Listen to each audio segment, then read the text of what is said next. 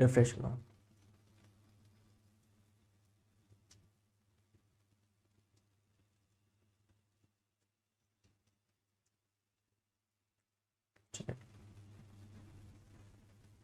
Hello friends, welcome to science magnet. दोस्तों कैसे हैं आप लोग सभी? आई होप सभी बहुत अच्छे हैं, शानदार हैं, जानदार हैं। दोस्तों शुरुआत करने जा रहे हैं हम लोग साउंड के पार्ट नंबर 2 की। दोस्तों इससे पहले एक क्लास हमारी हो चुकी है, आई होप आप लोगों ने देख ली होगी। दोस्तों देखी नहीं देखी जल्दी से बताइए कमेंट करके। Good afternoon Gautam ji. अरे वो क्लास देखी नहीं देखी है ना? देख ली होगी। तो चलिए दोस्तों बिना टाइम वेस्ट करे हुए स्टार्ट करते हैं साउंड का पार्ट नंबर 2। देखिए बहुत इंपॉर्टेंट है, साउंड वाला चैप्टर क्वेश्चन पूछे जाते ही जाते हैं। तो चलिए दोस्तों शुरुआत करते हैं। पिछली क्लास में मैंने आप लोगों को बताया था कि दोस्तों जो वेव होती है ना, तरंग, वो दो टाइप की होती है। कौन सी? एक थी आप लोगों की इलेक्ट्रोमैग्नेटिक वेव यानी विद्युत चुंबकीय तरंग, और एक थी मैकेनिकल वेव यानी यांत्रिक तरंग। दोस्तों दोनों में अंतर क्या था? अंतर सर ये था, ऐसी तरंगे जिनको आगे चलने के लिए किसी माध्यम की आवश्यकता नहीं पड़ती है वो कहलाती है आपकी इलेक्ट्रोमैग्नेटिक वेव, विद्युत चुंबकीय तरंगे। और ऐसी तरंगे जिनको आगे जाने के लिए कोई ना कोई माध्यम चाहिए ही चाहिए वो कहलाती है मैकेनिकल वेव यानी यांत्रिक तरंग। तो दोस्तों ये जो वेव का क्लासिफिकेशन है, ये वर्गीकरण का जो मैं बोलूं आधार है, वो किस आधार पे आप लोगों ने करी है? किस आधार पे करा है कि माध्यम चाहिए या नहीं चाहिए किसी तरंग को। इस आधार पे आप लोगों की दो तरंग होती है, ये मैं आप लोगों को बता चुका था। चलिए अब दोस्तों थोड़ा सा आगे चलते हैं, मैकेनिकल वेव की बात करते हैं, यांत्रिक तरंग की थोड़े से हम लोग डिटेल में डिस्कस करते हैं। देखो एक चीज मुझे बताइए, जैसे अगर मैं आप लोगों को बोलूं कि यार कोई दो बच्चे हैं, एक का नाम मान लेते हैं दोस्तों गोलू है और एक का नाम आप लोग मान लीजिए मोलू है। समझ में आ गया क्या? गोलू की बात करें दोस्तों, इसकी जो हाइट है, इसकी जो ऊंचाई है वो क्या है? ज्यादा है। दोस्तों इस व्यक्ति की जो हाइट है वो थोड़ा क्या है? कम है। जैसे मान लेते हैं इसकी हाइट है 5 फुट 3 इंच, इसकी बात करें इसकी है 2 फुट 8 इंच, है ना? फॉर एन एग्जांपल मान लो, क्या दिक्कत है? दोस्तों अगर हम लोग बात करें कि इसने पढ़ाई कहां तक करी है, तो ये अभी 9th क्लास में है। और दोस्तों अगर इस मोलू की बात करी जाए तो यह कौन सी क्लास में? 11th क्लास में है। अगर मैं आप लोगों को बोलूं कि किसकी हाइट ज्यादा है, उसको मैं नंबर दूंगा ए, जिसकी हाइट कम है उसको मैं नंबर दूंगा बी। बताइए इसमें से ए नंबर किसको मिलेगा, बी नंबर किसको मिलेगा? बताओ जल्दी से, बताओ जल्दी से। अरे ए नंबर किसे मिलेगा, बी नंबर किसे मिलेगा? जिसकी हाइट ज्यादा है उसको ए दे रहा हूं मैं, और जिसकी हाइट कम है उसको बी दे रहा हूं। तो ऑब्वियसली दोस्तों ए नंबर मिलेगा किसको? ए को। और बी नंबर मिलेगा किसको? ए नंबर मिलेगा गोलू को और बी नंबर मिलेगा मोलू को। अगर मैं बोलूं जिसने 10वीं से ज्यादा पढ़ाई करी है उसको नंबर दो ए, और जिसने 10वीं से कम पढ़ाई करी है उसको नंबर दो बी। तो ये 11th क्लास में तो इसको नंबर दे देंगे ए और इसको दे देंगे बी। ठीक है? तो कोई फिक्स नहीं है हमेशा इसको ए मिलेगा, कोई फिक्स नहीं है हमेशा इसको बी मिलेगा। डिपेंड करेगा आप किस आधार पर वर्गीकरण कर रहे हो। तो अगर आप लोग तरंग का इस आधार पर वर्गीकरण कर रहे हो कि तरंग को आगे जाने के लिए माध्यम चाहिए या नहीं चाहिए, तो इस आधार पर दो प्रकार की होती है, आपकी इलेक्ट्रोमैग्नेटिक वेव और मैकेनिकल वेव। दूसरा एक प्रकार का वर्गीकरण और होता है वेव का, क्या दोस्तों? तरंग की दिशा के आधार पर। किस आधार पर? अरे वेव की डायरेक्शन के बेसिस पे, तरंग की दिशा के आधार पर वेव की जो डायरेक्शन होती है ना, वेव की डायरेक्शन इस बेसिस पे भी होता है। सर जैसे समझाइए, आइए मैं आपको समझाता हूं। जैसे अगर मैं आप लोगों को बोलूं कि आपके पास में क्या है दोस्तों, कोई स्प्रिंग है, कोई स्प्रिंग है, ध्यान से आप समझना दोस्तों। स्प्रिंग को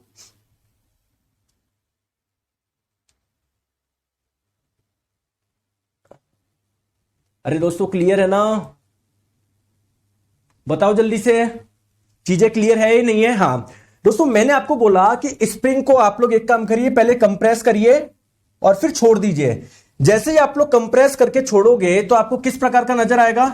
जब कंप्रेस करके छोड़ोगे तो कहीं पर तो स्प्रिंग आप लोगों को थोड़ी कंप्रेस नजर आएगी, कहीं पर खुली खुली नजर आएगी, कहीं पर कंप्रेस, कहीं पर खुली खुली। क्या ऐसा नजर आएगा? क्या बोलो हाँ या ना? ऐसा ही होता है ना?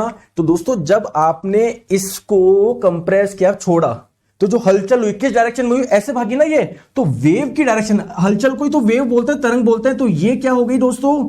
वेव की डायरेक्शन हो गई यानी तरंग की दिशा हो गई। समझ में आ गया क्या? समझ में आ गया क्या दोस्तों? ये हलचल किस में हो रही है? स्प्रिंग में हो रही है।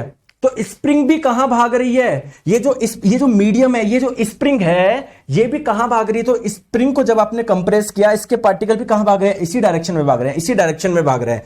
तो दोस्तों अगर तो पार्टिकल की डायरेक्शन, यानी मैं बोलूं कणों की दिशा कहां पर है? कणों की दिशा, कणों की दिशा, किसके कण की दिशा? माध्यम के कणों की दिशा।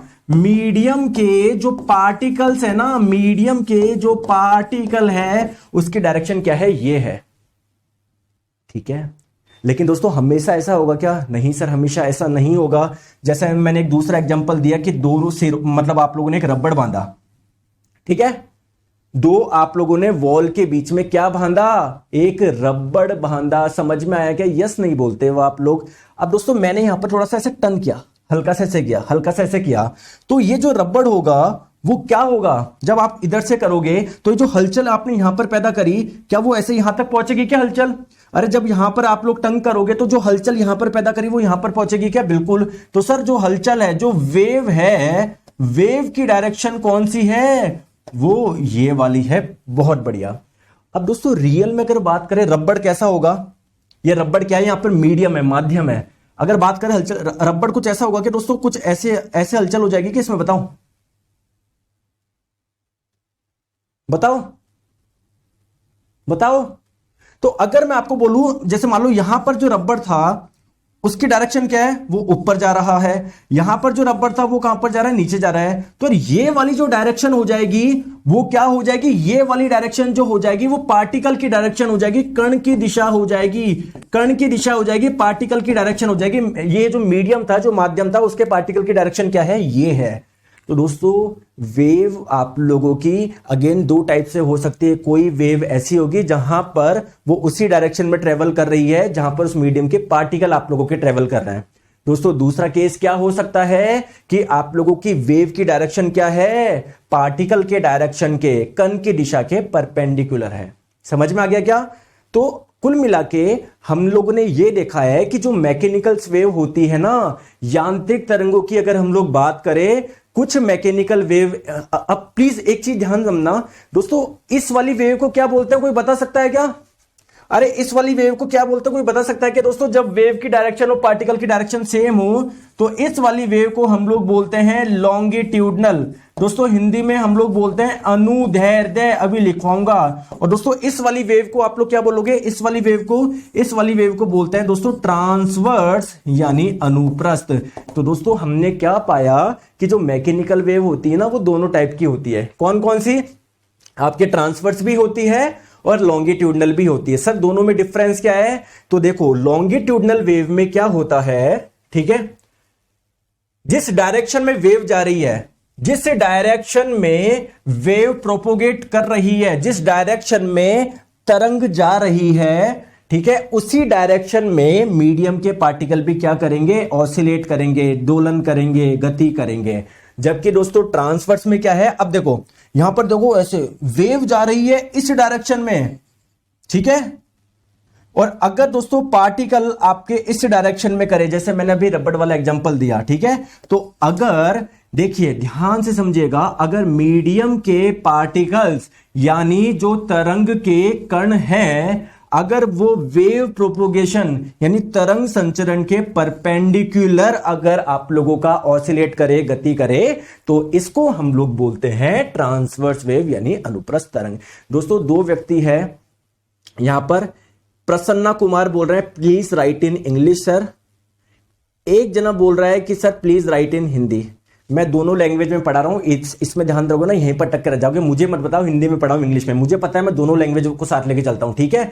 इधर ध्यान दे दो, इधर से आपका सिलेक्शन होगा। आपने बातें सुन ली सारे, कहीं कोई दिक्कत आने वाली नहीं है, मैं आपको गारंटी देता हूं यार, है ना। तो प्लीज जब आप इतना इन्वेस्ट करके यहां पर आए, अपना टाइम इन्वेस्ट करके आए, आप मनी इन्वेस्ट करके आए, आप विश्वास करके आए, तो बस विश्वास रखो आप लोगों को, इंग्लिश वाले बच्चों, हिंदी वाले हो, कहीं कोई दिक्कत नहीं आएगी। बस मेरी रिक्वेस्ट ये, आप लोग बस क्लास में ध्यान दीजिए, आपको सब कुछ मैं क्लास में याद करवा दूंगा, कहीं कोई दिक्कत नहीं आएगी, आपको कुछ एक मार्क्स भी गलत नहीं होगा। बस सारा ध्यान आप लोग प्लीज इधर रखिए, ठीक है। चलिए, तो अब आपके मन में क्वेश्चन आएगा कि सर आपने बताया था कि जो साउंड वेव है, जो ध्वनि तरंग है, वो एक प्रकार की कैसी वेव है, मैकेनिकल वेव है।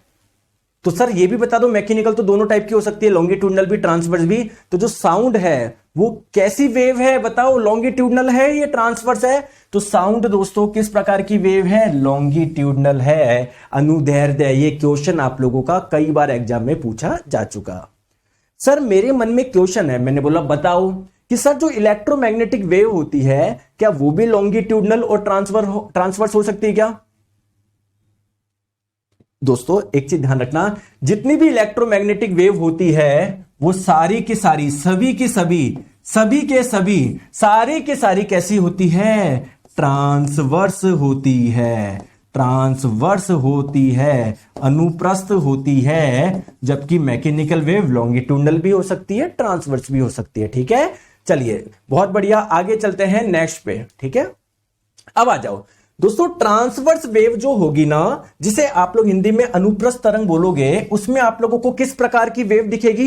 ये वेव आपको ऐसे नजर आएगी, ऐसे नजर आएगी। या फिर आप लोग बोल सकते हो ट्रांसवर्स वेव, अनुप्रस्थ तरंग को सर हम लोग कुछ इस प्रकार से रिप्रेजेंट करते हैं वेव को। ठीक है, तो अगर आप लोग ध्यान से देखोगे इस वेव में आपको एक बॉटम पॉइंट दिख रहा है क्या? बॉटम पॉइंट दिख रहा है। चलो आगे चलो, टॉप पॉइंट दिख रहा है क्या? दिख रहा है। दोस्तों ये बॉटम पॉइंट ठीक है, टॉप पॉइंट ठीक है, बॉटम टॉप बॉटम ऐसे ही चलता रहेगा। अगर मैं आप लोगों से पूछूं मीन पोजीशन यानी माध्य स्थिति की बात करें, इसकी मीन पोजीशन क्या है? सर ये मीन पोजीशन है, ये मीन पोजीशन है ना। जैसे अगर फॉर एग्जांपल एक रबड़ है जिसके दोनों सिरों को आपने बांध दिया और आप दोस्तों ऐसे करोगे तो जो रबड़ होगा उसमें हलचल होगी। कभी यहां के रबड़ मान लो ऊपर चले गए, यहां के नीचे हो गए, यहां के ऊपर, यहां के नीचे, तो कुछ ऊपर कभी कुछ नीचे। में अगर बोलूं मीन पोजीशन क्या है, तो ये क्या हो गई आप लोगों की? मीन पोजीशन हो गई। ये क्या हो गई? Mean position. अरे दोस्तों हिंदी में बताइए, सर हिंदी में इसको बोलेंगे माध्य स्थिति। क्लियर है क्या? क्लियर है, समझ में आ गई क्या? ठीक है दोस्तों, आप लोग ध्यान रखिए, किसी वेव का जो टॉप पॉइंट होता है ना, इसको हम लोग बोलते हैं क्रस्ट और हिंदी में इसको बोला जाता है श्रृंग। ठीक है सर, जो बॉटम पॉइंट होता है उसको आप लोग बोलते हैं ट्रफ और हिंदी में बोला जाता है गर्त। बहुत बढ़िया दोस्तों, आप लोग ध्यान से देखिए, मीन पोजीशन से मैक्सिमम कितना ऊपर जा रही है वेव, या मीन पोजीशन से मैक्सिमम कितना नीचे आ रही है, इस चीज को आप लोग क्या बोलते हो? एम्पलीट्यूड बोलते हो। हिंदी में क्या बोलते हो? आयाम बोलते हो। ये बात समझ में आ गई क्या? बताओ, बात समझ में आ गई क्या? बताओ, बहुत बढ़िया दोस्तों। आप मुझे बताओ, अगर मैं बोलूं, अगर आप लोगों से पूछा जाए दो क्रस्ट के बीच के डिस्टेंस को क्या बोलते हैं, दो शंगों के बीच की दूरी को, तो दोस्तों दो क्रस्ट के बीच की दूरी को बोलते हैं वेवलेंथ यानी तरंग दैर्ध्य, जिसको लैम्डा से रिप्रेजेंट करते हैं। बहुत बढ़िया दोस्तों, अगर ये वेवलेंथ है तो क्या ये भी वेवलेंथ होगी क्या? दो ट्रफ के बीच की डिस्टेंस भी वेवलेंथ होगी क्या? बिल्कुल। तो अगर मैं आपसे पूछूं वेवलेंथ की डेफिनेशन क्या है, आप लोग बोलोगे, हिंदी में बताता हूं पहले, दो क्रमागत शंगों या दो क्रमागत गर्तों के बीच की दूरी को हम लोग तरंग दैर्ध्य बोलते हैं। यानी इंग्लिश में बात करें, distance between two consecutive crest और trough is known as wavelength. बहुत बढ़िया, इतनी सी बात समझ में आ गई? ठीक है, तो ये आपको देखने में ट्रांसवर्स वेव ऐसी लगती है। लेकिन दोस्तों अगर हम लोग बात करें लॉन्गिट्यूडनल वेव की यानी अनुदैर्ध्य तरंग की, तो इसमें दोस्तों थोड़ा सा आप लोगों को अलग प्रकार से नजर आएगी। यहां पर ऐसे नहीं नजर आएगी आपको। सर बताओ, थोड़ा सा बताऊं? आ जाओ दोस्तों प्लीज, आप लोग यहां पर देखिए। जैसे मान लेते हैं यहां पर क्या थी, एक घंटी थी आपके पास में। क्या थी? घंटी थी। और यहां पर क्या है आपके पास में? कान है। दोस्तों क्या है? कान है। बीच में क्या है? एयर है। तो एयर के क्या होते हैं? एयर में क्या होंगे दोस्तों? बीच में बहुत सारे पार्टिकल होंगे, वायु में बहुत सारे कण होंगे। तो आप लोग ध्यान से समझना, जब आप घंटी बजाओगे तो ये वाइब्रेट करेगा। इसके वाइब्रेशन की वजह से ये वाइब्रेट करेंगे, तो दोस्तों यहां पर ये बहुत क्या आ जाएंगे? क्लोज आ जाएंगे, बहुत क्लोज आ जाएंगे। फिर यहां पर थोड़ा गैप रहेगा पार्टिकल के बीच में, फिर यहां पर थोड़ा क्लोज आ जाएंगे, फिर यहां पर थोड़ा गैप होगा। तो कुल मिला के आप लोग देख पाओगे कि एक जगह पार्टिकल बहुत पास पास में रहेंगे। इस चीज को हम लोग बोलेंगे क्या? कंप्रेशन। हिंदी में संपीड़न। देखो यहां पर बहुत पास पास में है दोस्तों, एक जगह थोड़ा सा दूर दूर होंगे, जैसे ही कंप्रेस हो गए पास पास में, कहीं पर पार्टिकल थोड़ा दूर दूर होंगे, तो इसको बोलेंगे एक्सपेंशन। हिंदी में इसको इंग्लिश में रेयरफेक्शन के नाम से भी जानते हैं, विल्डन के नाम से भी जानते हैं। तो मैं बस आपको यह बोलना चाह रहा हूं, जिस प्रकार ट्रांसवर्स अनुप्रस्थ में क्रस्ट ट्रफ क्रस्ट, ट्रफ यानी श्रृंगगर्त मिलता है, वैसे यहां पर क्या मिलेगा? Compression, rarefaction, compression, rarefaction, compression, rarefaction, यानी संपीड़न, विलयन, संपीड़न, विलयन, संपीड़न, विलयन, संपीड़न, विलयन, संपीड़न, विलयन। दोस्तों चीज समझ में आ गई क्या? बोलो हाँ या ना बोलो। यस नहीं बोलते हो आप लोग? जी सर समझ में आ गई। लेकिन सर मुझे एक चीज बताइए, साउंड किस प्रकार की वेव है? लॉन्गिट्यूडनल है, अनुदैर्ध्य। लेकिन सर है ना, कई बुक में ना साउंड को ऐसे बनाया जाता है। सर वो गलत बताते हैं ना? बताओ, आप सही बोलो। सर वो गलत बताते हैं ना?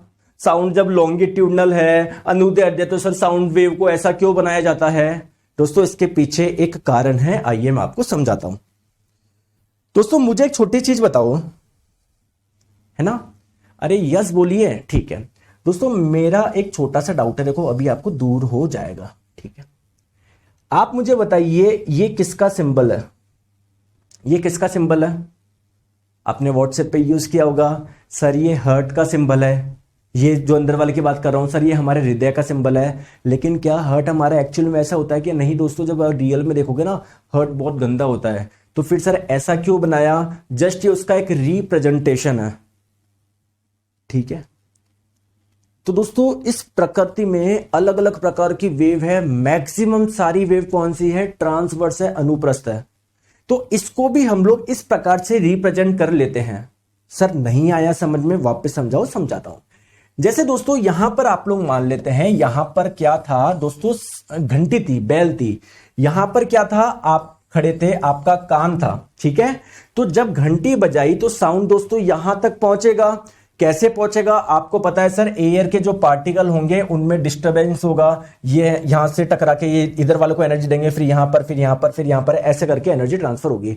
तो अगर आप लोग ध्यान से देखोगे इस एयर को, प्लीज मेरी आप बात ध्यान से देखना। देखो क्या यहां पर देख रहा हूं? यहां पर एयर के पार्टिकल बहुत पास पास में। देखो इस जगह, देखो इस जगह बहुत पास पास में, देखो इस जगह काफी गैप है, इस जगह पास पास में, इस जगह काफी गैप है, इस जगह पास पास में, इस जगह काफी गैप है, इस जगह पास पास में। बताओ, है ना? है ना? तो दोस्तों जहां पर ये आप लोगों को ये कंप्रेशन कहलाएगा, संपीड़न। देखो यहां पर दूर दूर है, इसको रेयरफैक्शन बोलेंगे। तो हम क्या कर रहे हैं? इसको एक रिप्रेजेंट कर रहे हैं ट्रांसवर्स वेव के रूप में। जहां पर दोस्तों कंप्रेशन है उसको ले लिया क्रस्ट, जहां पर रेयरफैक्शन है, विंडलन है, उसको ले लिया ट्रफ। तो कुल मिला के साउंड वेव को भी इस प्रकार से आप लोग क्या कर सकते हो? रिप्रेजेंट कर सकते हो। समझ में आ गई बात को? सर बिल्कुल समझ में आ गई। चलिए दोस्तों अब हम लोग बात करते हैं। हाँ, मैंने आपको बताया था ध्वनि तरंगों का संचरण कैसे होता है। जैसे यहां पर आप लोग देखो, इस जगह यहां पर घंटी थी जहां से साउंड प्रोड्यूस हो रहा था, यहां पर आप थे जो साउंड सुन रहे थे। बीच में क्या है? मान लीजिए एयर है, तो एयर के पार्टिकल में कुछ डिस्टर्बेंस होगा। तो देखो यहां पर एयर के पार्टिकल बहुत दूर दूर है, यहां पर पास में दूर, यहां पर पास पास में। तो कुल मिला के एक जगह से जब दूसरी जगह में साउंड प्रोपोगेट कर रहा है, संचरण कर रहा है, तो वहां पर आपको क्या देखने को मिलेगा? आप मुझे बताओ। सर कहीं पर माध्यम के पार्टिकल थोड़ा दूर दूर होंगे, कहीं पर बहुत पास पास होंगे। जहां पर पास पास होंगे ना, उस चीज को आप लोग बोलोगे कंप्रेशन, संपीड़न। यहां पर प्रेशर बहुत ज्यादा होगा क्योंकि एयर के पार्टिकल बहुत पास पास में, यहां पर दूर दूर है, तो क्या होगा? रेयरफैक्शन होगा, विरलन। तो दोस्तों आप लोग ध्यान रखिएगा, अगर आप लोगों से पूछा जाए कंप्रेशन यानी संपीड़न वाले पार्ट में क्या होता है, तो एयर के पार्टिकल या कोई भी मीडियम का जो होता है वो बहुत पास पास में आ जाता है, तो वहां पर डेंसिटी हाई होती है। हाई डेंसिटी तो दोस्तों प्रेशर भी क्या होगा? हाई होगा। जबकि रेयरफैक्शन विरलन में क्या होता है? डेंसिटी आप लोगों की लो होती है और लो ही क्या होगा? प्रेशर होगा। समझे या नहीं समझे? बताओ बताओ। आगे बात समझ में? चीजें क्लियर है? आप कौन से एग्जाम की तैयारी कर रहे हैं एक बार लिख दीजिए। अब बच्चे बोलेंगे सर मैं तो रेलवे की तैयारी कर रहा हूं। बहुत अच्छी बात है, लेकिन दोस्तों मैं वादा दिलाता हूं जब आप लोग इसको अच्छे से कंप्लीट कर लोगे, अच्छे से तैयारी कर लोगे, आपको जीवन में कोई सा भी एग्जाम देना हो, साइंस आपको जीवन में वापस पढ़ने की जरूरत नहीं पड़ेगी। एक बार पढ़ लो, अच्छे से पढ़ लो, ठीक है? बहुत बढ़िया। अब सर मुझे एक चीज बताओ, समझ में आ गया कि साउंड वेव जब प्रोपोगेट करती है, ध्वनि तरंगों का जब संचरण होता है, तो क्या होता है? जो मीडियम के पार्टिकल कहीं पर बहुत दूर दूर होते हैं, कहीं पर पास पास, दूर दूर, पास पास, दूर दूर, मतलब रेयरफैक्शन यानी विरलन, कंप्रेशन, रेयरफैक्शन, कंप्रेशन, ये आपको देखने को मिलेगा। बहुत बढ़िया। चलिए अब आपके मन में क्वेश्चन आ रहा होगा कि सर हमेशा आप एक ही एग्जांपल दे रहे हो क्या? क्या सर इधर घंटी है, सर इधर व्यक्ति है, बीच में एयर है। सर एक चीज मुझे बताओ, सर आप और मैं दोनों पानी के अंदर गए, मैंने कुछ आवाज निकाली सर, क्या वो आवाज आप तक पहुंचेगी क्या? बोलो यार। ध्वनि तरंग किस प्रकार की वेव है? मैकेनिकल वेव है, कोई ना कोई माध्यम चाहिए। पानी है तो सर क्यों नहीं पहुंचेगी यार? क्यों नहीं पहुंचेगी बताओ, कारण बता दो इसलिए नहीं पहुंचेगी। अच्छा सब छोड़ो, आप मुझे एक चीज बता दो, स्कूल में हम लोग क्या करते थे जब स्कूल टाइम पे थी? जो बेंच थी ना, बेंच पे एक जने को बोलते हैं कि भाई तेरा कान लगा, देख मैं ढोलक बजा रहा हूं। तो जब आप ढोलक बजाते तो उस लकड़ी के माध्यम से क्या उसको साउंड सुनाई देता था क्या? यानी जो साउंड है वो तो लकड़ी में से भी ट्रेवल कर रहा है। अरे उसको मीडियम चाहिए, माध्यम चाहिए, चाहे ठोस हो, तरल हो, गैस, उसको कुछ फर्क नहीं पड़ता। बहुत बढ़िया सर, बहुत बढ़िया। तो आपको मैं ये बोलना चाह रहा हूं, जो साउंड होता है ना दोस्तों, वो एयर के माध्यम से या गैस के माध्यम से भी एक जगह से दूसरी जगह वो आप लोगों का प्रोपेगेट करता है दोस्तों। जैसे जो लिक्विड होता है, तरल होता है, चाहे कोई पानी हो, चाहे कोई कुछ भी हो, उसके माध्यम से भी एक माध्यम से मतलब माध्यम में एक जगह से दूसरी जगह पे जाएगा। ठीक है, अब जैसे मान लो ये आप लोगों ने क्या करा, बचपन में से खेला होगा, ये स्टील का ग्लास लिया, यहाँ पर स्टील का ग्लास लिया, कुछ स्टील के वायर से जोड़ दिया, तो जब बोलोगे ना इस वायर के माध्यम से साउंड जा रहा है, वायर क्या ठोस ही तो है, तो सॉलिड के माध्यम से भी है ना साउंड का क्या होता है, प्रोपोगेशन होता है। ठीक है, चलिए बहुत बढ़िया दोस्तों। क्वेश्चन ये आता है कि सर किस माध्यम में साउंड जल्दी पहुंचेगा? जैसे मान लेते हैं कोई व्यक्ति है ए और बी, कोई व्यक्ति है ए और कोई दूसरा व्यक्ति है दोस्तों बी। ठीक है, इनके बीच में क्या है? पानी है। क्या है? पानी है। समझ में आ गया क्या दोस्तों? अब एक व्यक्ति है ए, दूसरा व्यक्ति है बी, उसी डिस्टेंस पे खड़ा है। अब इनके बीच में क्या है? लोहे का एक बहुत बड़ा टुकड़ा रख दिया। मेरा क्वेश्चन ये है कि जो साउंड आप लोगों की साउंड जो जाएगा इस पॉइंट से दूसरे पॉइंट पे, साउंड ज्यादा जल्दी किस पे पहुंचेगा, यहां पर या यहां पर? बताओ दोस्तों, एक कॉमन सेंस लगा के बताओ। तो दोस्तों साउंड सबसे जल्दी पहुंचेगा इस जगह। सर क्यों? हमको पता है सर, कोई भी पदार्थ होता है ना, वो बहुत छोटे छोटे पार्टिकल से मिलकर बना होता है, जिसे हम लोग एटम यानी परमाणु बोलते हैं। तो सर ये जो लोहे का टुकड़ा होगा, ये भी बहुत सारे एटम यानी परमाणु से मिलकर बना हुआ होगा।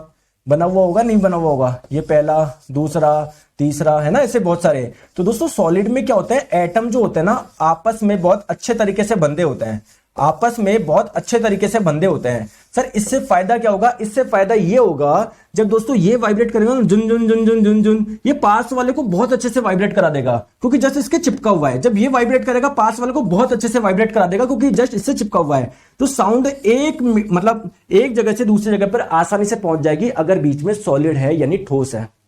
जबकि दोस्तों आपको पता है जो लिक्विड होते हैं ना, इसके एटम है ना ज्यादा पास नहीं होते, थोड़ा सा डिस्टेंस पे होते हैं। तो अगर ये वाइब्रेट करा भी ना, तो ये उतने अच्छे से इसको आगे ट्रांसफर नहीं कर पाएगा।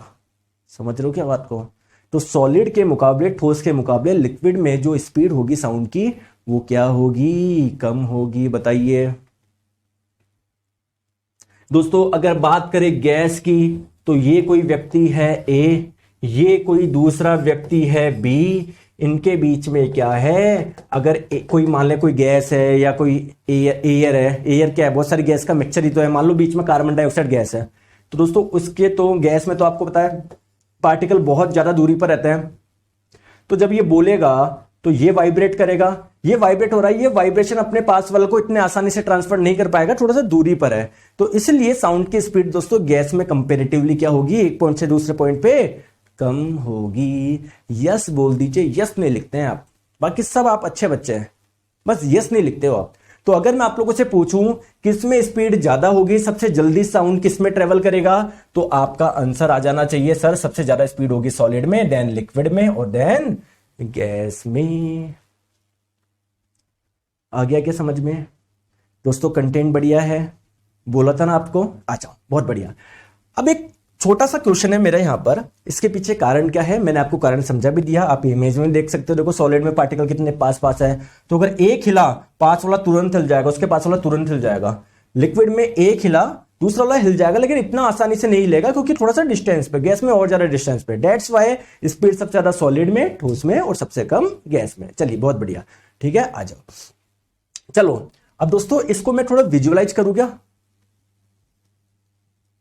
Sir what will be happen if there is a wall between two talking people. एक व्यक्ति पूछ रहे हैं सर क्या होगा, देखो क्वेश्चन ये आप मुझे पता नहीं क्या क्या पूछते हो कि सर अगर बीच में दीवार हुई, एक व्यक्ति ये रहा, एक व्यक्ति ये रहा, तब क्या होगा। दोस्तों ये एक सॉलिड सरफेस है, ये एक ठोस आपकी सतह है, तो जब आप साउंड निकालोगे ना तो साउंड वेव इससे टकरा के वापस आ जाएगी, ठीक है। तो इको सुनाई देगा, गूंज सुनाई देगा। इको के बारे में हम लोग लास्ट में पढ़ेंगे, ठीक है। आ जाओ अब दोस्तों इसको थोड़ा सा फील करवाए क्या, देखो यहां पर देखो, सॉरी देखो प्लीज मेरी बात को ध्यान से समझो। देखो सॉलिड में देखो पहले ग्रे वाला सॉलिड को रिप्रेजेंट कर रहा है, ब्लू वाला लिक्विड को, गैस वाला आप लोगों को, ये रेड वाला गैस को रिप्रेजेंट कर रहा है। देखो सॉलिड में देखो एक पत्थर गिरा, दूसरे वाले को तुरंत गिराया, फिर गिराया। क्यों गिराया जल्दी से, क्योंकि अगर आप लोग सॉलिड में ध्यान से देखोगे बहुत पास पास थे, देखो तो देखो एक जगह से दूसरी जगह पर जो मोमेंटम है जल्दी जा रहा है। दोस्तों अगर हम लोग बात करें गैस की तो ये थोड़ा डिस्टेंस पे है, तो एक जगह से दूसरी जगह पर गिरने में थोड़ा सा टाइम लग रहा है यार, ठीक है, टाइम लग रहा है। तो आप लोग इससे रिलेट कर पा रहे हो, सॉलिड में जो साउंड की स्पीड है वो सबसे ज्यादा होती है, गैस में साउंड की स्पीड क्या होती है, सबसे कम होती है। दोस्तों समझ में आ गया क्या बात को। गुड आफ्टरनून, ठीक है, आ जाओ, बहुत बढ़िया। नेक्स्ट हम लोग बात करते हैं साउंड वेव की कैरेक्टरिस्टिक। सर ये क्या है, जो मैंने आपको समझाया ना वही है ना। साउंड वेव में क्या क्या कैरेक्टरिस्टिक पाई जाती है बताओ। जैसे अगर मान लेते हैं साउंड वेव को मैं ऐसे रिप्रेजेंट करूं, ऐसे रिप्रेजेंट करूं, तो इसमें क्या क्या मिल जाएगा आपको। सर एम्पलीट्यूड, आयाम जिसको हिंदी में बोलते हैं, है ना। सर आपने हमको वेवलेंथ यानी तरंग दैर्ध्य के बारे में बताया, तो मैं बहुत सारी चीजें आपको बताने वाला हूं कि यार साउंड वेव की वेवलेंथ क्या होता है ना। मैं आपसे पूछूं एम्पलीट्यूड क्या होता है, आयाम, ये सब चीजें तो बता दी, अभी और बताऊंगा। सर जैसे जैसे दोस्तों इस पूरी एक साइकिल को पूरा करने में, इस एक साइकिल को पूरा करने में समय कितना लगा, उसको बोलते हैं टाइम पीरियड यानी आवर्तकाल। सर और बताइए दोस्तों फ्रीक्वेंसी यानी आवृत्ति। सर आवृत्ति क्या होता है, एक सेकंड में कितने साइकिल पूरा कर रहा है। जैसे भैया दो, जैसे 1 2 कर रहा है, या 3 कर रहा है, या 4 कर रहा है, या 10 कर रहा है, तो बहुत सारी चीजें होती है। आइए एक एक चीज को करके समझते हैं। देखिए दोस्तों सबसे पहले हम लोग बात करते हैं, ठीक है, मैंने जैसा कि बता दिया, इसको हम लोग इस प्रकार से भी रिप्रेजेंट कर सकते हैं, ठीक है। आ जाओ देखो, अब हम लोग बात करते हैं सबसे पहले वेवलेंथ यानी तरंग दैर्ध्य की बात करते हैं। तरंग दैर्ध्य क्या होता है, देखो ये अगर कोई बात करे, कोई वेव है, ये क्या है, प्लीज सारा ध्यान इधर रखिए, ये वेव है, कोई तरंग है। इसके टॉप पॉइंट को आपने बोला क्रस्ट, बॉटम पॉइंट को बोला ट्रफ। तो दोस्तों दो क्रस्ट के बीच की डिस्टेंस ले लो या दो ट्रफ के बीच की डिस्टेंस ले लो, उसे आप लोग क्या बोलते हैं, वेवलेंथ बोलते हैं। हाँ रिकॉर्डेड क्लास अवेलेबल हो जाएगी, टेंशन मत लीजिए आप लोग, ठीक है, ठीक है, चलो बहुत बढ़िया, ठीक है। ये बहुत सारी चीज दी हुई है, मैं कुछ नहीं बताऊंगा, मतलब बताऊंगा, इसको बहुत आसान भाषा में समझाते हैं, ठीक है। दोस्तों फ्रीक्वेंसी क्या होता है, आवृत्ति क्या होता है, एक सेकंड में कितनी साइकिल पूरी हो रही है। जैसे आप लोग यहां पर देखो, फॉर एग्जांपल यहां पर एक सेकंड में कितनी साइकिल पूरी हुई है ना।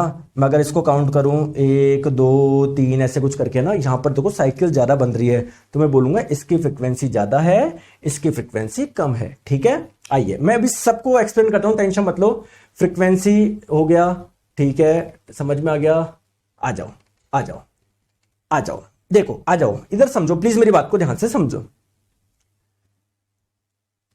दोस्तों समझ में आ रहा है, प्लीज कमेंट कर दीजिए।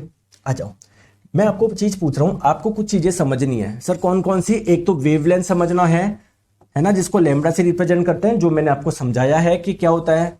एक होता है दोस्तों एम्पलीट्यूड, आयाम, जिसको ए से रिप्रेजेंट करते हैं। अब आप लोगों को कुछ चीजें और समझनी है। सर कुछ चीजें और कौन कौन सी समझनी है, प्लीज बताएंगे क्या, प्लीज मत बोलो, मैं बता दूंगा। एक तो आपको समझना है फ्रीक्वेंसी क्या होता है, एक आपको समझना है टाइम पीरियड यानी आवर्तकाल क्या होता है, और एक आपको समझना है स्पीड के बारे में, किसी वेव की स्पीड कैसे निकाले, चाल कैसे निकाले, ठीक है। आ जाओ, ठीक है, चले चले। और दोस्तों आप लोगों को कोई भी वो देना हो ना, रिव्यू देना हो किसी का भी, आप इस नंबर पे व्हाट्सएप कर दिया करो, है ना, मैं पूरा चेक करता हूं। मस्त रहो आप, बिल्कुल मस्त रहो, ठीक है।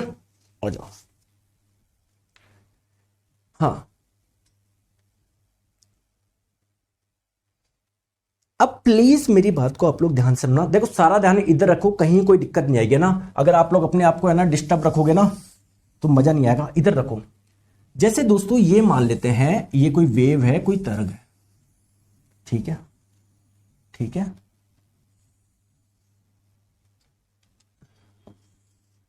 ठीक है, बहुत बढ़िया। जरा मुझे कमेंट करके बताएंगे इसको क्या बोला था आपने? क्रस्ट बोला था, हिंदी में शंख, इसको ट्रफ बोला था, इसको क्रस्ट बोला था, इसको ट्रफ बोला था। ठीक है, मेरी बात को आप लोग ध्यान से समझो। ये आपका क्रस्ट हो गया, ये आपका ट्रफ हो गया। मैं अगर आप लोगों से एक चीज पूछना चाहूं तो आप बताएंगे कि ये जो साइकिल्स बनी है टोटल कितनी बनी है? एक बनी है, ये दो बनी, सॉरी, एक, दो, तीन, चलो एक और बना लेते हैं ना, एक और बना लेते हैं। ठीक है,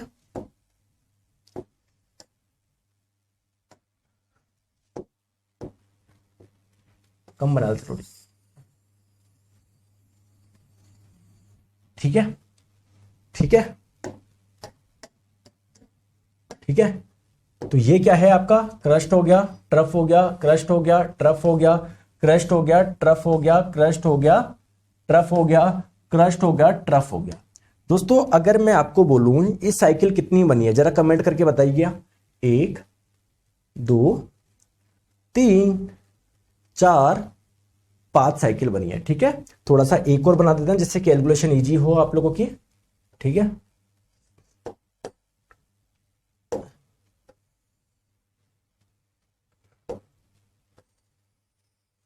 ठीक है, अब आ जाओ। ये आ गया क्रस्ट, ये आ गया ट्रफ आ गया।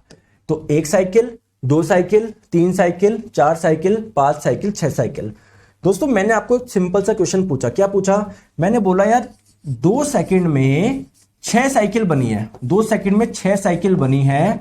आप लोग दो चीज मुझे बताओ, फ्रीक्वेंसी कितनी है इस वेव की, आवृत्ति कितनी है, और इसका टाइम पीरियड कितना है, आवर्तकाल कितना है। जल्द आप मुझे बताइए जल्दी से। ठीक है, आपको फॉर्मूला रटने की कुछ भी जरूरत नहीं है। फ्रीक्वेंसी क्या होता है? एक सेकंड में कितनी साइकिल बन रही है। दोस्तों अगर 2 सेकंड में 6 साइकिल बन रही है तो एक सेकंड में कितनी बन रही होगी? 3 बन रही होगी। तो फ्रीक्वेंसी का मान कितना आ गया? 3 आ गया। जैसे दोस्तों आप लोग द्रव्यमान को किलोग्राम में नापते हो, टाइम को सेकंड में नापते हो, वैसे ही फ्रीक्वेंसी को किस में नापना है? आपको हर्ट्ज में नापना है। तो फ्रीक्वेंसी का जो मात्रक होता है हर्ट्ज होता है। तो फ्रीक्वेंसी का मान आ गया 3 हर्ट्ज। ठीक है दोस्तों, मेरा एक क्वेश्चन है, टाइम पीरियड निकालो। टाइम पीरियड क्या होता है? एक साइकिल में समय कितना लगा, बताओ। तो आप लोग देख रहे हो दोस्तों, 6 साइकिल को पूरा करने में जो टाइम लग रहा है वो 2 सेकंड लग रहा है। तो एक साइकिल को पूरा करने में समय कितना लगेगा? 2/6 सेकंड, यानी 1/3 सेकंड आ गया क्या? तो अगर मैं आप लोगों से पूछूं टाइम पीरियड कितना हो जाएगा? 1/3 सेकंड, या 0.33 सेकंड भी बोल सकते हो, यानी 0.33 सेकंड में एक साइकिल पूरी हो रही है। दोस्तों क्या यहां पर और यहां पर कुछ रिलेशन नजर आ रहा है क्या आपको? देखो टी का मान क्या है? 1/3, 3 और 3 क्या था? फ्रीक्वेंसी था। तो दोस्तों आप लोग कोई सा भी एग्जांपल देख लेना, हमेशा आप लोग क्या देखोगे? टाइम पीरियड क्या होता है? 1/फ्रीक्वेंसी के बराबर होता है। समझ में आ गई क्या बात को? तो आपको कैलकुलेट करने की जरूरत ही नहीं थी, आपने फ्रीक्वेंसी निकाल ली, टाइम पीरियड पूछा था, सिंपल कर दो 1/3। लो यार,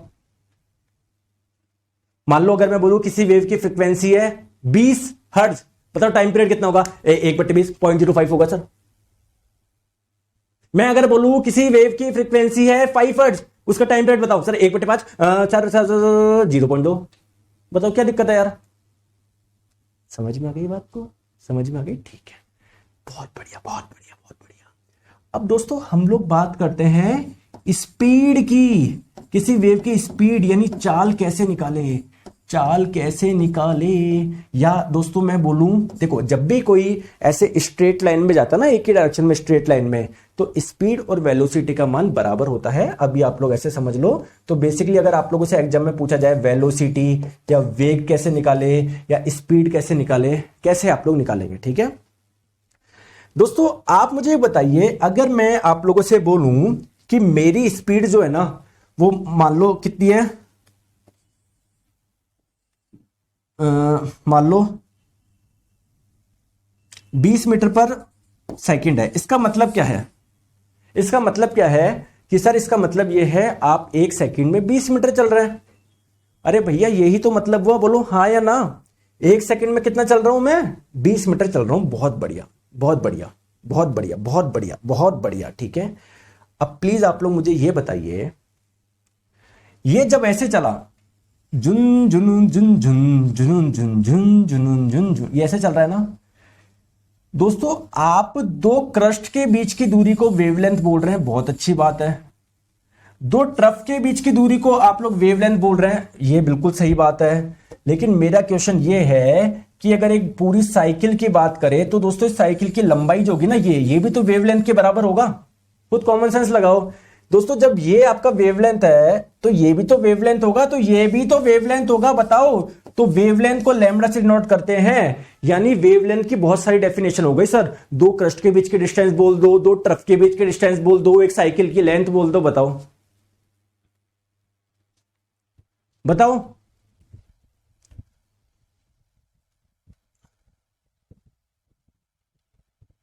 अरे बताओ, बात समझ में आई या नहीं आई?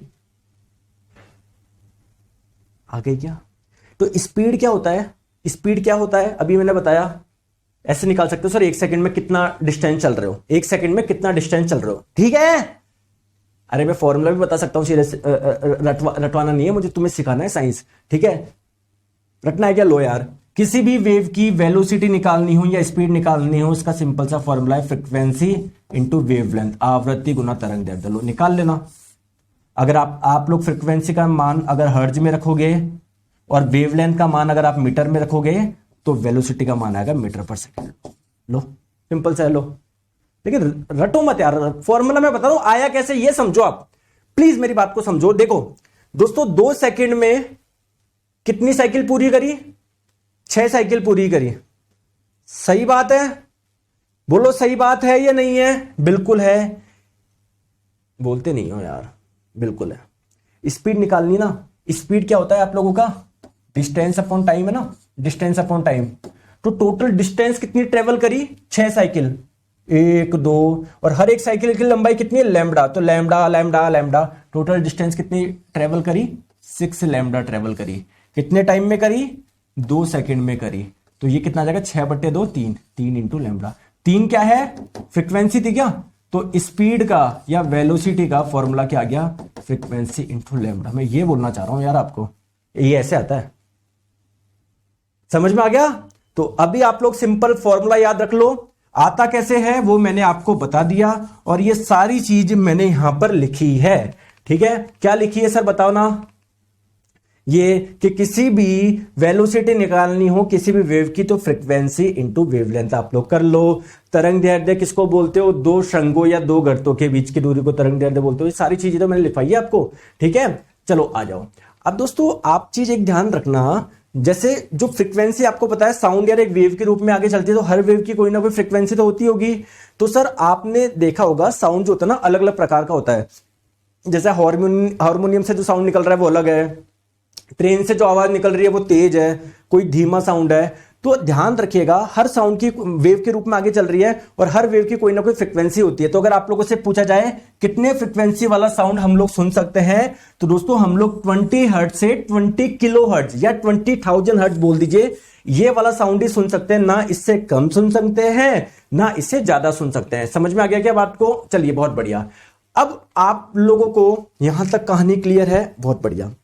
दोस्तों मैंने आपको बताया था यार सॉलिड में जो स्पीड होती है ज्यादा होती है, लिक्विड में क्या होती है? कम होती है, गैस में बिल्कुल कम होती है। तो अगर एक एग्जांपल ले कि जैसे बात करें कि एयर में, कार्बन डाइऑक्साइड में, ऑक्सीजन में, हीलियम में, हाइड्रोजन में, आप लोग देखोगे सभी में जो वेलोसिटी होती है ना अलग अलग होती है। अब ऐसा थोड़ी जैसे नाइट्रोजन डाइऑक्साइड हो या ऑक्सीजन गैस हो सब में एक जैसी होगी, सब में अलग अलग होगी। डाटा आप लोग देख पा रहे हो। ये देखो किसी लिक्विड की बात करी मैंने, ये होती है। दोस्तों हम लोग बात करें सॉलिड में ये होती है, ठीक है। तो सर आप समझाना क्या चाह रहे हो? अच्छा चलो दोस्तों, इससे मैं क्या समझाना चाह रहा हूं आप ये देखो। इससे कौन से बच्चे हैं जो कुछ समझ जाएंगे? कुछ समझ रहे हो कि इससे बताओ मैं क्या समझाना चाह रहा हूं? कुछ समझना चाह रहा है क्या? कुछ समझ सकता है क्या? अच्छा मुझे ये बताओ, हाइड्रोजन गैस की बात करते हैं H2, और एक कार्बन डाइऑक्साइड की बात करते हैं। कौन सी गैस हल्की है मुझे ये बताओ? कौन सी गैस हल्की है मुझे ये बताओ? हाइड्रोजन गैस हल्की है या कार्बन डाइऑक्साइड गैस हल्की है? बताओ यार। हाइड्रोजन गैस, हाइड्रोजन बैठा है जिसका बहुत हल्की है। कार्बन डाइऑक्साइड यार 44 इसका मोलर मास होता है, 44 ग्राम। बताएंगे हम केमिस्ट्री जब पढ़ेंगे। हाइड्रोजन का 2 ग्राम होता है यार। सर ऑब्वियसली ये हल्की है। जैसे मैं अच्छा एक सिंपल चीज बताओ, मैं आपको बोलूं कि एक एप्पल लो और एक वाटरमेलन लो, कौन हल्का होगा बताओ? कौन हल्का होगा आप बताइए, कौन हल्का होगा? सर एप्पल हल्का होगा, वाटरमेलन भारी होगा। ठीक है, सिमिलरली दोस्तों हाइड्रोजन लोगे आप, कार्बन डाइऑक्साइड लोगे, ठीक है, तो आप लोगों का कौन सा भारी होगा? कार्बन डाइऑक्साइड भारी होगा। दोस्तों जो भारी है उसमें स्पीड क्या है? कम है। जो हल्की है उसमें स्पीड क्या है? ज्यादा है। इसका मतलब क्या है? देखो मेरी बात को आप लोग ध्यान से समझो, प्लीज मेरी बात को आप लोग ध्यान से समझो। देखो दोस्तों मैं आप लोगों को बोल रहा हूं, एक चीज ध्यान से आप लोग समझो। जैसे मान लेते हैं कोई दो सॉलिड लिया आपने, सॉलिड नंबर 1, मानते हैं सॉलिड में साउंड की स्पीड क्या होती है? ज्यादा होती है लिक्विड के कंपैरिजन में। लेकिन कोई दो सॉलिड लिए, एक आयरन ले लिया, एक कोई और ले लिया, तो दोस्तों मान लेते हैं कि सॉलिड 1 की डेंसिटी क्या है? ज्यादा है। डेंसिटी ज्यादा है यानी इसके एटम क्या है? भारी है, भारी है। दोस्तों दूसरे नंबर का जो सॉलिड है ना, उसकी डेंसिटी कम है, यानी उसके जो एटम है ना थोड़े से हल्के हैं। हल्के हैं माना पास पास में चिपक के बैठे हैं, अच्छी बात है, लेकिन हल्के हैं, हल्के हैं, हल्के हैं, हल्के हैं, काफी हल्के हैं। दोस्तों ये मोटा आदमी है, भारी आदमी है, अगर ये आराम से हिल पाएगा क्या? दोस्तों अगर ये हिल गया तो पास वाले को जब टक्कर मारेगा वो आराम से हिल पाएगा क्या? नहीं हिल पाएगा, क्योंकि सर भारी है, ये भारी है, इसकी डेंसिटी ज्यादा है। जबकि दोस्तों दूसरे सॉलिड में क्या है? एटम तो यहां पर भी पास पास थे, यहां पर भी पास पास थे, लेकिन इसके एटम सर हल्के हैं, हल्के। तो जल्दी से धुन, अब मैं हल्का आदमी हूं कहीं पर बोल देता हूं मैं, और कोई मोटा आदमी उसको दिक्कत आती है, मतलब भाई मैं नहीं जा रहा तुम चल जाओ। तो दोस्तों अगर ये आसानी से हिलेगा तो एनर्जी को एक पॉइंट से दूसरे पॉइंट पे आसानी से ट्रांसफर कर देगा। यानी मैं ये बोलना चाह रहा हूं कि अगर किन्हीं दो सॉलिड में कंपेयर करो, किन्हीं दो मीडियम में कंपेयर करो, किन्हीं दो गैस में कंपेयर करो, तो ध्यान रखना जिस मीडियम जिस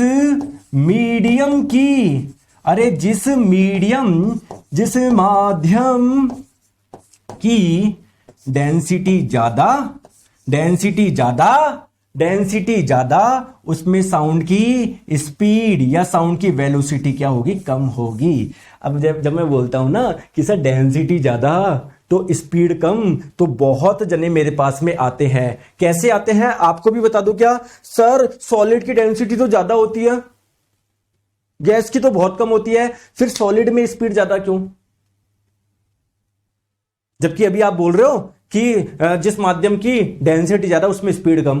देखो दोस्तों मुझे एक चीज बताओ, ये आपकी पॉकेट है, आपकी पॉकेट में मैंने 100 रुपए रखे और आपकी पॉकेट से मैंने 2000 रुपए निकाल लिए, आपका फायदा है या नुकसान है? आप ये क्यों देख रहे हो सर 100 रुपए आए? आप ये भी तो देखो 2000 रुपए निकल गए यार। तो आप पहले देखो सॉलिड को सबसे बड़ा फायदा क्या है कि उनके एटम पास पास में होते हैं, पास पास में। तो अगर ये हिला तो ये तुरंत हिल जाएगा, जबकि गैस में एटम ही दोस्तों बहुत दूर दूर है, तो अगर ये हिला भी ना तो भी पास वाले को इतनी आसानी से नहीं जा पा रहा। तो पहली बात है सॉलिड तो रेस यहीं पर जीत गया यार। अब बात करते हैं कि नहीं दो सॉलिड की, एक ये वाला सॉलिड, एक दूसरा सॉलिड। तो दोस्तों अगर किसी सॉलिड के एटम हल्के होंगे तो वो और आसानी से लेंगे, उसमें स्पीड ज्यादा होगी। मैं ये बोलना चाह रहा हूं, समझ में आ गया? तो किसी दो सॉलिड के बीच में कंपेयर करो या किन्हीं दो लिक्विड के बीच में कंपेयर करो, तो दो गैस के बीच में कंपेयर करो, तो जिस मीडियम का माध्यम की डेंसिटी ज्यादा उसमें स्पीड कम, जिस माध्यम की डेंसिटी कम स्पीड ज्यादा। समझ में आ गई क्या? मैं ये समझाना चाह रहा हूं यार, समझते नहीं हो तुम आप लोग। ठीक है दोस्तों, यहां तक क्लियर है? कोई दिक्कत तो नहीं है? ठीक है, चले आगे।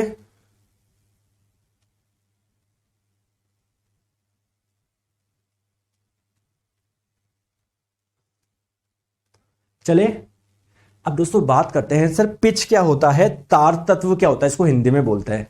दोस्तों जैसे साउंड की अलग अलग क्वालिटी पाई जाती है, आपको पता है साउंड की स्पीड अलग अलग होती है, साउंड की फ्रिक्वेंसी अलग होती है, वैसे ही हर साउंड का पिच भी अलग अलग होता है। सर इस पिच से क्या पता लगता है? दोस्तों इस पिच से, ये पिच जो होता है बेसिकली किस चीज का पता लगाने में मदद करता है? आवाज पतली है या मोटी है। दोस्तों आप इसको ऐसे समझिए, जिस साउंड की पिच ज्यादा वो आवाज कैसी होगी? पतली होगी।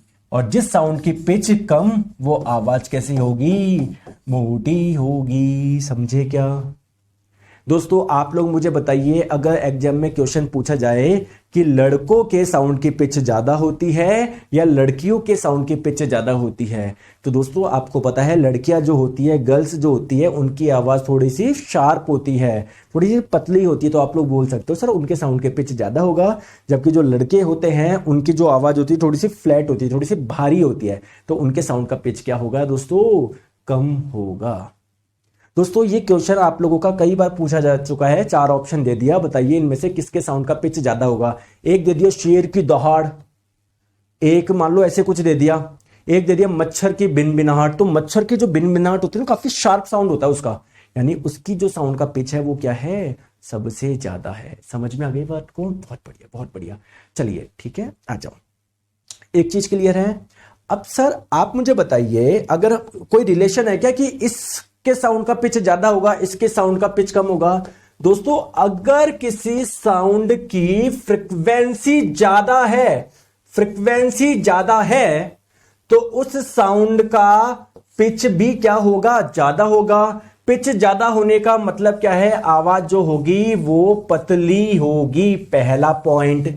दूसरा पॉइंट क्या है? अगर किसी साउंड की फ्रीक्वेंसी कम होगी तो पिच भी कम होगी। पिच कम होने का मतलब क्या है? आवाज मोटी होना। दोस्तों क्या कभी आपने सुना है जब आपके पास में से गाड़ी गुजरती है, बाइक, तो ऐसे आवाज आती है ना,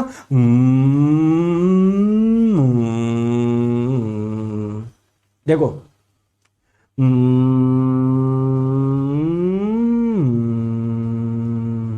तो आवाज मोटी से पतली, पतली से मोटी, ऐसा एहसास किया है क्या?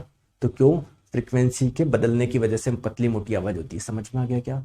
समझ में आ गई क्या बात को? ठीक है सर, मुझे ये बताओ फ्रीक्वेंसी क्या होता है? ये मैं बता चुका हूं यार, ठीक है, मतलब क्या बता चुका हूं मैं आपको? बस ये बता चुका हूं कि किसी साउंड की पिच फ्रीक्वेंसी पर डिपेंड करती है। अगर किसी साउंड की फ्रीक्वेंसी लो है, कम है, तो पिच भी होगा लो, और साउंड क्या होगा आप लोगों का? लो पिच का मतलब क्या है? आवाज पतली होना। जबकि दोस्तों अगर किसी साउंड की फ्रीक्वेंसी ज्यादा है तो उसकी पिच भी क्या होगी? ज्यादा होगी। आवाज क्या होगी? थोड़ी सी आप लोगों को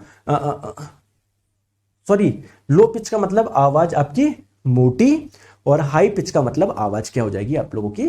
पतली हो जाएगी। ठीक है, चलिए। अब जैसा कि मैं आपको बताया कि यार हर साउंड की कोई ना कोई फ्रीक्वेंसी होती है, तो हम लोग सब नहीं सुन सकते। हम लोग केवल 20 हर्ट्ज से 20 किलो हर्ट्ज या 20,000 हर्ट्ज तक का साउंड ही सुन सकते हैं। इसको हम लोग बोलते हैं ऑडिबल फ्रीक्वेंसी, मतलब इस फ्रीक्वेंसी का साउंड हमारे सुनने लायक है। दोस्तों ऐसा साउंड जिसकी फ्रीक्वेंसी 20 हर्ट्ज से कम होती है, इसको आप लोग बोलते हैं इंफ्रासाउंड। सर इसको कुछ और भी बोलते हैं क्या? हाँ, इसको इंफ्रासोनिक साउंड भी बोलते हैं। सर हिंदी में बताइए, हिंदी में आप लोग इसे अपश्रव्य ध्वनि बोलते हैं। और ऐसा साउंड जिसकी फ्रीक्वेंसी 20,000 हर्ट्ज से ज्यादा है, ऐसे साउंड को हम लोग अल्ट्रासाउंड बोलते हैं। हिंदी में कुछ बोलते हैं क्या? अल्ट्रासाउंड को अल्ट्रासोनिक साउंड भी बोलते हैं। अल्ट्रासाउंड बोल दो या अल्ट्रासोनिक साउंड बोल दो, बात सेम है। और इसको हम लोग हिंदी में पराश्रव्य ध्वनि भी बोलते हैं। समझ में आ गई बात को? क्लियर है बात को? ठीक है। अब सर मुझे ये बताओ, टाइम कितना हो गया? टाइम 1:48 हो गया। दोस्तों इसके आगे का हम लोग कंटिन्यू करते हैं कल। कोई दिक्कत? अच्छे से सब कुछ समझ में आया ना? देखो हम अच्छे ग्राफ भी देखेंगे, ठीक है, हम लोग अच्छे बढ़िया से ग्राफ देखेंगे, टेंशन मत लो। ये देखो, देखो, देखो, ये देखो, सब सब मैं ग्राफ बताऊंगा आपको। ये देखो, समझ पा रहे हो बात को? बहुत मजा आएगा दोस्तों यार, कंटेंट देखो आप, मजा आ जाएगा आपको, है ना? इस क्लास की पीडीएफ भी मिलेगी, घबराना आप लोगों को बिल्कुल भी नहीं है। कल हम लोग मिलेंगे दोस्तों सेम। अभी आप लोगों की क्लास कौन सी है जरा बताइए मुझे। 2 बजे किसकी क्लास है? 2 बजे किसकी क्लास है? जल्दी से कमेंट करके बताओ। तो वो है आपकी रीजनिंग की क्लास। चलिए बाय बाय, टेक केयर, अपना ध्यान रखिए। जय हिंद, बाय बाय।